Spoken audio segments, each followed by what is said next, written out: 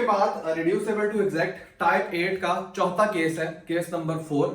और ये क्या है कि जब आपकी डिफरेंशियल इक्वेशन होमोजीनियस हो तो आप उसको किस तरह एग्जैक्ट बनाओगे। अभी नॉन एग्जैक्ट है लेकिन होमोजीनियस है, आप उसको इंटीग्रेटिंग फैक्टर से मल्टीप्लाई करके एग्जैक्ट बना दोगे और आसानी से इंटीग्रेट कर लोगे।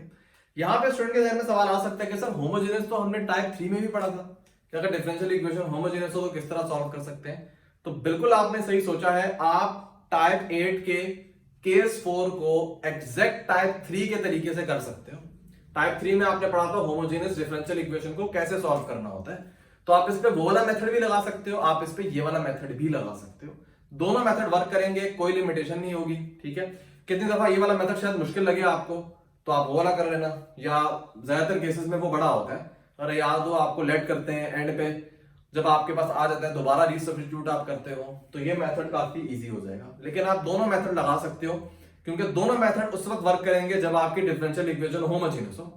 तो चाहे ये वाला मेथड लगाओ चाहे वो वाला मेथड लगाओ। ठीक है, वहां पे जो डिफरेंशियल इक्वेशन है उसको मैंने इस फॉर्म में लिखवाया था, dy अपॉन dx, ऊपर एक फंक्शन होगा नीचे एक फंक्शन होगा। तो हमने तरीका पढ़ा था कि होमोजीनियस है। कैसे होमोजीनियस, कब मैंने बताई थी आपको कि अगर न्यूमरेटर और डिनोमिनेटर में जो फंक्शन मौजूद है वो होमोजीनियस हो और डिग्री उनकी सेम हो, कि अगर ये भी 2 डिग्री होमोजीनियस ये भी 2 डिग्री होमोजीनियस। तो इसको टाइप 3 में हमने देखा था किस तरीके से हम सॉल्व करेंगे। तो यहां पे अब हम इसकी दो स्टैंडर्ड फॉर्म मैंने आपको बताई थी ना, डिफरेंशियल इक्वेशन को इस तरह भी लिखा जा सकता है या इस तरह भी लिखा जा सकता है। तो ये वाली फॉर्म जो होती है ये हम एग्जैक्ट में यूज कर रहे होते हैं, तो दैट्स व्हाई जो इधर हम होमोजेनियस पढ़ रहे हैं वो हम इस फॉर्म में कंसीडर कर रहे हैं। बात एक ही है, असल होमोजेनियस का ताल्लुक होता है m और n से।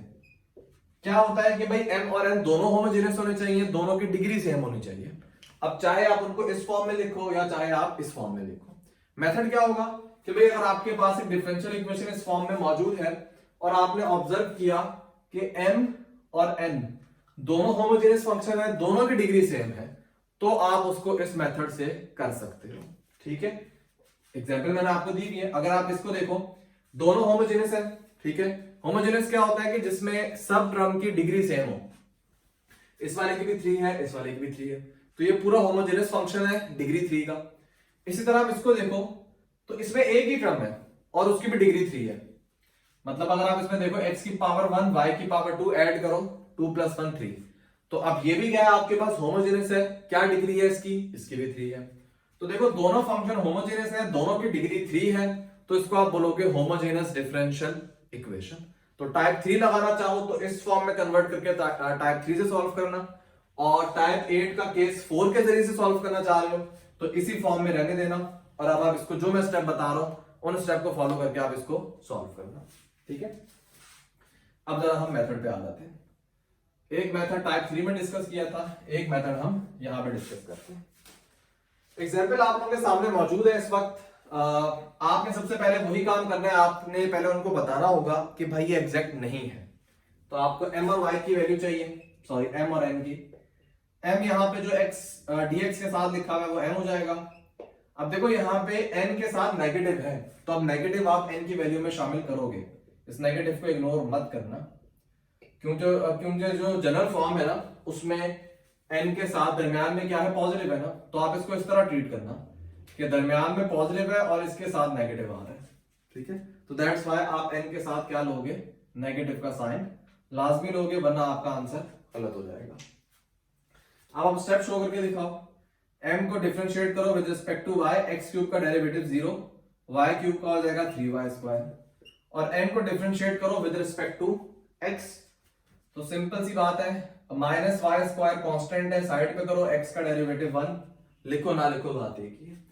आप मेंशन कर दो ये बात कि since my is not equal to nx, again ये सबस्क्रिप्ट में है, इसको ये मत समझना कि m को y से मल्टीप्लाई किया है, ये सबस्क्रिप्ट में मौजूद है, मतलब m को आपने y के रिस्पेक्ट से किया हुआ है और n को आपने x के रिस्पेक्ट से किया हुआ है डिफरेंशिएट। तो लिखो therefore sorry my not equal to nx, therefore equation 1 is not exact. Equation 1 जो है वो एग्जैक्ट नहीं है। अब आपने देख के पहचान लिया कि एग्जैक्ट तो नहीं है लेकिन ये होमोजेनियस है, तो इसका मतलब आप होमोजेनियस वाला तरीका लगा सकते हो। कैसे, यहां पे आप निकालोगे इंटीग्रेटिंग फैक्टर केस 3 में इंटीग्रेटिंग फैक्टर निकालने का तरीका क्या था, mx माइनस एन वाई आप निकालते थे। यहां पे आप निकालोगे mx plus n y, mx plus n y. जरा देखते हैं, m यहां पे ये मौजूद है, इसको आप मल्टीप्लाई कर दो x से, तो हो जाएगा x4 और xy क्यूब प्लस ये मौजूद है n, इसको मल्टीप्लाई कर दो y से, तो ये हो जाएगा माइनस एक्स वाई क्यूब। ठीक है, अब ये हो गया आपस में कैंसिल, तो mx प्लस एन वाई का आंसर आ गया x4, जो कि नॉट इक्वल टू 0 है, ये शर्त है। ठीक है, नॉट इक्वल टू 0 होना चाहिए। तो यहां पे इंटीग्रेटिंग फैक्टर क्या हो जाएगा, 1 अपॉन x4। आपके पास इंटीग्रेटिंग फैक्टर आ गया। जैसे ही आपके पास इंटीग्रेटिंग फैक्टर आया, इससे आप मल्टीप्लाई कर दो इक्वेशन नंबर 1 को, तो आप लिखो मल्टीप्लाई इक्वेशन 1 बाई in, मतलब सिंपल आप डिवाइड कर दो x4 से। तो पहली वाली टर्म को x4 से डिवाइड करो, 1 अपॉन x हो जाएगा, दूसरी वाली को डिवाइड करो, ये हो जाएगा y क्यूब अपॉन x4। अच्छा, माइनस x4 से डिवाइड करो तो ये हो जाएगा y square upon x cube, बाहर लिख दो आप dy इक्वल टू 0। अब दोबारा आपको m वैल्यू निकालनी है, m प्राइम यहां पे हो जाएगा 1 upon x plus y cube upon x4। इसी तरह n prime again with negative sign आप लिखोगे y square upon x cube. दोबारा डिफरेंशिएट करो, m को आप डिफरेंशिएट करोगे विद रिस्पेक्ट टू y, तो 1 अपॉन x का डेरिवेटिव तो 0 हो जाएगा। अच्छा, 1 अपॉन x4 कोफिशिएंट है, साइड पे कर दो, y क्यूब का डेरिवेटिव होगा 3y स्क्वायर।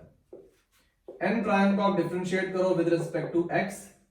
अच्छा जी, तो माइनस y स्क्वायर साइड पे कर दो, क्योंकि कोफिशिएंट है, क्योंकि y कांस्टेंट है तो कोफिशिएंट आएगा, साइड पे कर दो। 1 अपॉन x क्यूब का डेरिवेटिव होगा माइनस 3 अपॉन x4। तो सिंप्लीफाई करो, m प्राइम y हो जाएगा 3y स्क्वायर अपॉन x4 और n प्राइम x हो जाएगा again 3y square upon x4।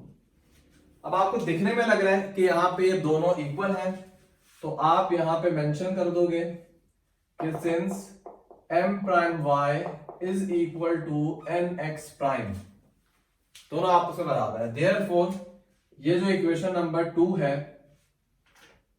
ये अब हो जाएगी एग्जैक्ट। Equation 2 is exact.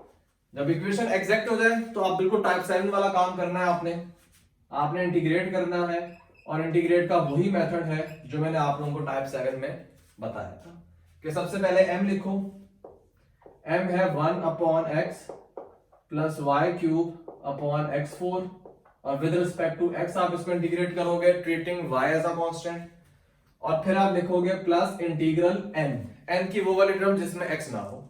अब फॉर्चुनेटली यहाँ पे n की एक ही टर्म है जिसके अंदर x है, तो ऐसी n की कोई भी टर्म नहीं है जिसके अंदर x ना हो, तो यहाँ पे 0 आ जाएगा और राइट हैंड साइड पे कांस्टेंट आ जाएगा। 1 अपॉन x का इंटीग्रल ln x। अच्छा, y क्यूब कांस्टेंट है, आपने पहले वाले इंटीग्रल में y को कांस्टेंट लेना है, तो y क्यूब इंटीग्रल से बाहर आ जाएगा। 1 अपॉन x4 का जब आप इंटीग्रल लोगे तो ये हो जाएगा -3 अपॉन x की पावर क्यूब, क्योंकि ऊपर जब लेके जाओगे पावर लगाओगे तो -3, नीचे भी -3, नहीं ये -3 नीचे आएगा, जो हो जाएगा -3 के साथ x क्यूब हो जाएगा, और राइट हैंड साइड पे कांस्टेंट लिखा है। तो मैं इसको सिंप्लीफाई करता हूं, ln x minus y cube upon 3x cube equal to c, ये सॉल्यूशन आ जाएगा इस डिफरेंशियल इक्वेशन का। तो होमोजेनियस वाले मेथड से भी आप इसको सॉल्व करके देख लेना, आंसर यही आ रहा होगा। ये भी तरीका है, वो भी तरीका है। तो स्टूडेंट्स 8 मेथड हमने डिस्कस किए हैं जो किसी भी first order first degree ordinary differential equation को सॉल्व करने के लिए यूज होते हैं। अब इंशाल्लाह हमारा टॉपिक होगा हायर ऑर्डर डिफरेंशियल इक्वेशन को सॉल्व करने का। इंशाल्लाह नेक्स्ट लेक्चर में उसको सॉल्व करेंगे। तब तक के लिए अल्लाह हाफिज।